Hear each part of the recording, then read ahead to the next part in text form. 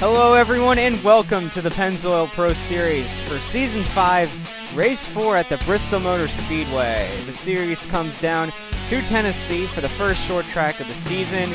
It's going to be a bumpin', rubbin', and grindin' race here today, 125 laps around the last grade colosseum. And who will be able to come out on top?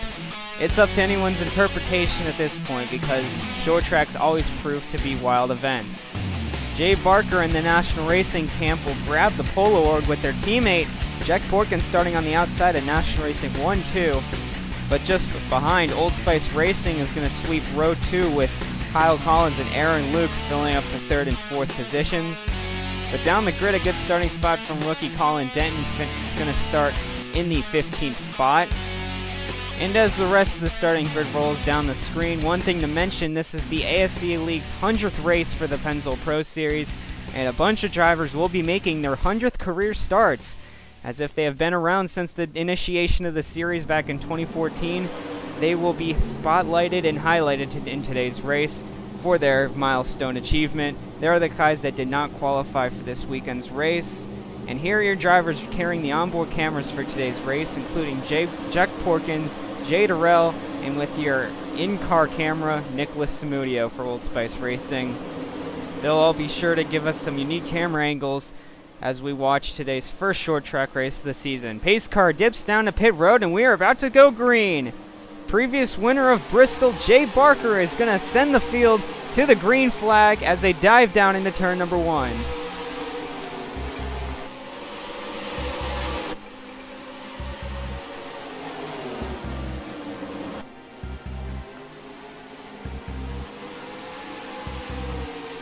And that's how quickly the lap at Bristol is. Just 15 seconds as Barker and the number 2 Toolcraft Chevrolet will get an advantage and take the top spot definitively over his teammate Porkins. But Porkins just behind in that National Racing Chevrolet had a lot of hopes for this race. Very, very experienced in the short tracks, came out through the Cup and Amateur Series, and absolutely loves his chances to get his first career victory in the Pennzoil Pro Series. Another driver looking to get his first victory is Arsh Hussain in the 02 Deca Batteries Ford Mustang. Last year's winner at this race and looking to repeat here today. It's possible because he qualified top 10 and is also running good at the start as well. Your current points leader's day is not out to a good start. One of the drivers celebrating 100 career races in the league is mired deep in traffic, and right now Bristol is not paying him very much favors for being the points leader. Down in the deep 30s right now, around some other drivers as well who have had successful seasons so far. Stuart Grattan having one of the best launches to a season in his career, and the Xfinity X5 Dodge is also deep in the pack. And right now the Dodge is maybe looking a little behind on the short track program. On board with your Miller Lite onboard camera, Nicholas Samudio in the Sylvania Lights Toyota, as we get to see what a lap looks like from the cockpit. Samudio is a master at his craft, and short tracks have not been a weak point for him. He has been very successful, and right now, just outside the top 10 right now, and is looking to gain a spot on the 17 car of Ryan Kendall. Like I said, 15 seconds is around the average lap time that it takes for one of these cars to get around the track, and it goes very fast with the high banks.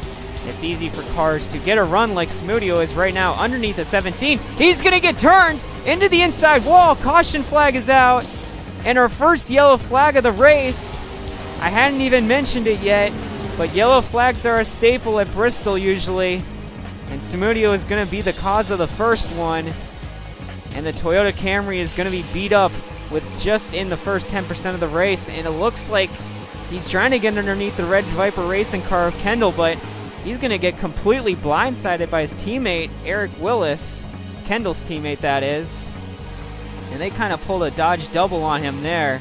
And Willis is going to send this 96 car spin to the inside wall. You see on the replay, I think Samudio really didn't even know the 99 was there almost. He was kind of getting squirrely off the exit of the corner, and that just did not work out for either of them. But everyone's going to come down for pit stops. Tires matter at this track. And Porkins is going to get out of the pits just in front of Jay Barker. That number 1 pit stall actually works very well here. And Porkins, it'll work out in his favor as he takes the green flag from the top spot. You see two cars a lap down. Both Smart Motorsports cars did not have fast stops under caution and were unfortunately trapped on pit road a lap down. They'll have to get by Porkins if they want any shot of getting back on the lead lap. Looking a little bit in the field, you see the Old Spice Racing cars still 3 and 4, but that 5th spot has been changing. Jay Durrell is now the new inhabitant of the top 5 spot. And just behind him, Logan Sanders in the 09 car looking to try to make some progress, make his way up inside the top 5. Our 100 races drivers include Brian Boone, Derek Petrie, Jay Barker, Jay Durrell, Kyle Collins, Kyle Singer, Michael Jones, Nick Purcell, Ryan Dunn, and Webster Zygaard. And obviously one of those drivers on that list is this 47 driver, Michael Jones, one of the staple drivers of the league for so long, announcing his retirement at the end of the year. Made it to the 100 race milestone and is looking for another victory on the short tracks. Nick Purcell is another one of the drivers making his 100th start. Him and Old Spice seem to have gone hand in hand ever since the debut, but a lot of people forget that Nick Purcell did make his debut with Red Viper Racing instead. But ever since 2015, he has been with the team, and that red and silver 00 car has been a staple out on the track for the 100 races that this series has seen ever since its inception. And just behind, you have the old in the front and the new behind with Colin Denton, a rookie in the league, having a very strong run inside the top 15. But looking back up front, Jack Porkins, one of the middlemen in terms of debuting for the league, made his debut for Double T Motorsports, made the transition to national racing this year, and it is working out. However, I wouldn't look now. Barker, the much more wise and experienced driver, is not letting him out of his sights. But for now, Jack Porkins holding on pretty tough right now in that number 9 car. Currently a fifth of the way through the race, and he is building up the laps led so far in this thing today. You see the 09 car just behind. He's still trying to get around the 43. Fitzwater Australia Racing Machine making his 100th career start as well. That's probably one of the least changed cars in the field, actually, the Visit Australia Racing Dodge. But for the 09 car of Logan Sanders, one of the rising stars, your Season 3 Cockpit Amateur Series champion, did not have one of the best seasons last year, but this year he has made tremendous strides, running 9th in points right now, and looking very strong, and could possibly make the chase. It's definitely been a 180, much more quiet in terms of staying out of accidents, but also getting good and decent results for himself. So good job for Logan Sanders so far in the short track. He's looking even better. See, Brock McMahon, he had problems, had to come back down pit road, and he is 1 lap down at the moment. And Jack Porkins is going to have to be able to maneuver around him if he wants to make some progress. The 83 car is just behind Sergio Alonso, but Alonso is off the lead lap. However, as we look, Barker's making a move on Porkins, and the lap traffic is starting to build up as the car is trying to work to the inside. I see Barraza. I think that is your last car on the lead lap. Is that Stuart Grattan as well? I think Nicholas Smudio is in there as well. A bunch of good drivers. Obviously, some of those guys with damage. But as for Jack Porkins and Jay Barker, they're going to have to start working their way around these drivers, or else they are going to be held up in traffic and will lose a considerable amount of time. You can already see the Old Spice Racing duo of Lukes and Collins moving into the frame. And right now, the only thing stopping them is Alonso in between. And remember, actually, Alonso is on probation for aggressive driving after the first 3 races of the season. So I doubt he'll make life hard on those 2 individuals, but it's possible at this point. We'll see how it goes. The 98 car, your Bud Shootout winner, hasn't made a lot of noise in the regular season, but he's been around for a long time. Actually isn't one of the drivers making his 100th career start. It is important to announce, to shout out that a bunch of drivers are just 1 or 2 races short. Daniel Voiles is one of the guys only 2 races short. Him and Brian Lenning both have missed 2 races out of the 100 that have been run. And in fact, one better is Addison Steinbach, not mentioned. He's only missed 1 race in his career, and he'll be making his 100th career start next week at Kentucky. One of the drivers here is William Brock in the 23 car. We're talking a lot about drivers today, but how about teams? This is one of the rookie teams for Galloway Warham Motorsports trying to make their name known in the league. Currently having a very solid effort right now in that Fanduel Toyota, running decently for that small budget team. You see the 2 car. He has eventually made his way around Porkins in the 9 car, and really has only made up 1 spot in terms of lap traffic. He has gotten by the 08 car of Brock McMahon, but has not been able to get around the Grease Chevrolet of Barraza. In fact, none of the leaders really have made any progress at all. You see the Old Spice Racing cars back there still mired in traffic as well. And it appears that the lap cars are almost acting as a wall for our leaders and really pulling the front of the field together at this point in the race. Allison Rhodes in the 52 car running for Smart Motorsports hasn't been that good of a race so far for the 4-car organization. However, they're just looking to turn things around after the disastrous start they've had so far. Rhodes and Hergio Alonso have had pretty sparse success so far. In fact, most of it has been with torn up sheet metal. But for Allison Rhodes, who's trying to get to the end, currently the best running Smart Motorsports car out of the 4, and really wants to continue that progress for the team. They're just trying to make small strides right now, work on trying to build their base and get their team to a competitive state for a 4-car organization and try to become the flagship program for Ford. However, right now it appears they still have a long way to go. You're riding on board with the 43 car of Durrell, who finds himself in the same traffic as the 4 cars ahead of him. In the distance, you see the 2 car of Barker with Jack Porkins. They're able to get through a few of these cars. Still trying to get by the 92. I think Porkins had to slip in behind Barraza, but right now the lap cars have been held and have acted like a curtain for these leaders in terms of trying to get by. However, on lap 73 out of 125, pit stops should be just around the corner. So when pit stops do happen, it'll be interesting to see how the order is shaken up, with everyone trying to get down onto pit road and all, especially since during the Copa Damages Series race, that's where our one and only caution came from. So it very likely might happen during pit stops. The 00 car of Pennzoil, you see, stuck on the inside line. Logan Sanders trying to work his way on the outside. And this is the main pack now, as they have all been bunched up behind all of these lap cars. And there's our first car coming down pit road. That's Samudio. Maybe a little early because of the damage, but it looks like he will take his chances and see if he can gain some spots by pitting early. And you see following him another car coming down pit road. It looks like Kamaski in the 88 for Team SFR, and that will officially start pit stops as Jay Barker, your race leader, will bring him down. Colin Denton coming down as the second lead lap car just behind. A few other cars the next time by, we see Kyle Collins and Jay Durrell moving down pit road, and the question will be, will this have a huge effect on the cars coming out of pit road? We're looking at Barker. He has a pretty big gap. He's almost completely alone out there on the track. That has to be helping his speeds, no longer being held up by lap cars.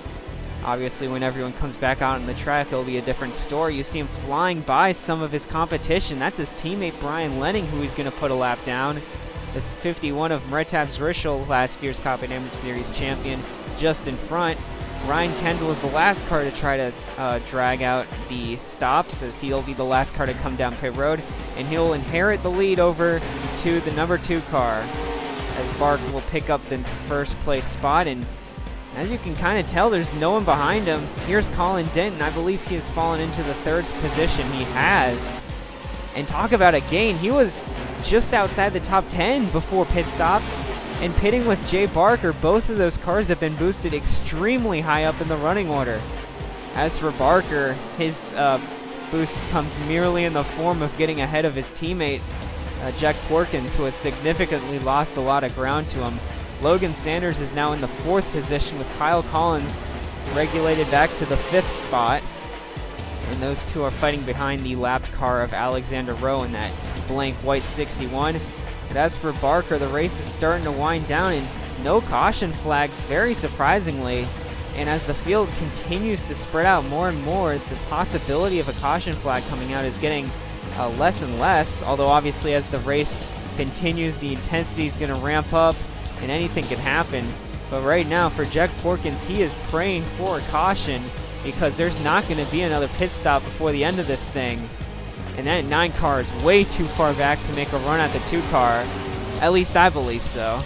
Here's Petrie, one of the guys making his 100th career start. Behind him is last year's race winner, Arch Hossein. Both drivers having near top 10 performances. Actually, I believe Petrie is in the top 10 with Hossein looking to break inside the top 10. For Hossein, that's a great run for him as he's been really wanting to turn things around. Nighthofman Racing as a whole has been, as they went from on top in week 1 to really falling off the charts at the 1.5 miles, and this short track is definitely turning things around with Logan Sanders up there running inside the top 5. Brian Boone, this will be his last season for Bad Dad Racing. Still rumors that he may return to the driver's seat.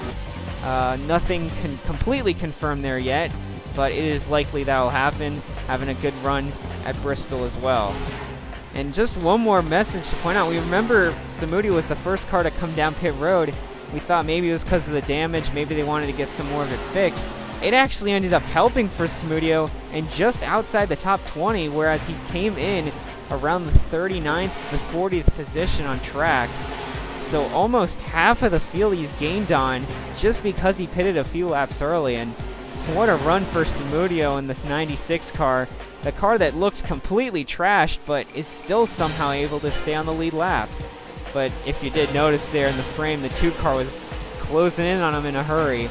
You see there he is right there, and Porkins still trying to run him down with only 6 laps left in the race. He is actually in the same screenshot here, but just too many lap cars, and we've seen how lap cars are just impossible to get around almost at this track with the current configuration. And for Porkins, he's desperately trying to make his way around the 52 car. Road's not letting him have an easy time at it, and at this point I don't think he can do much, but for Porkins this is an excellent run. A lot of good runs soured by late race problems in the first 3 races of the season, including bad pit strategy. Oh, the 98 car coming down pit road might have not gotten enough fuel, and not sure what happened there, but that's some bad pit strategy for Voiles. But as for Porkins, just a solid effort, and he's going to it looks like he's going to come home with the top 2. But as for the leader of the race, Jay Barker is a previous winner here at Bristol. It looks like he's going to get his 2nd W in his career at Bristol. Checkered flag is out, and it only took the reigning champion 4 races to get back to victory lane. And he continues to cement himself as the shining driver on National Racing. Great run by Porkins in 2nd, but also great runs from drivers like Colin Denton and Logan Sanders, who will end up with top 5s after this race. And a mildly anticlimactic finish for a Bristol race, but it was definitely a clean one, and it ended up being a pretty good race nonetheless at the end. Porkins gave him a run for his money, but he'll finish 2nd. Kyle Collins will round out the field inside the top 5. Purcell's ended up finding himself into the 6th spot when it was all said and done, and Durrell hanging out inside the top 5 will have to settle with a 7th place run. Aaron Lukes was inside the top 5 all day, but the pit stops did not go his way. He'll finish a deep 20th position. And for a few of the drivers like Ruby Easton down there in 28th, Ryan Dunn in 30th, Michael Jones in 29th, it was kind of a rough day for Dodge, as a lot of their shining prospects for the series didn't have such great runs here today. But here's the point standings after race 4. Barker will move to the top of the standings. Not too far behind those, Derek Petrie and Ryan Dunn still in contention for the top spot, but way ahead of the cut line, which is tied between Webster Zygarde and Stuart Gratton. But it's still pretty early in the season to be worrying about that cut line. Plenty of time in the 12 races left before the chase to see that cut line move up and down. But anyways, that's all we have for Bristol. We'll see you all next time when the Pennzoil Pro Series goes to Kentucky for race 5. Until then, though, this is the ASCA League signing out.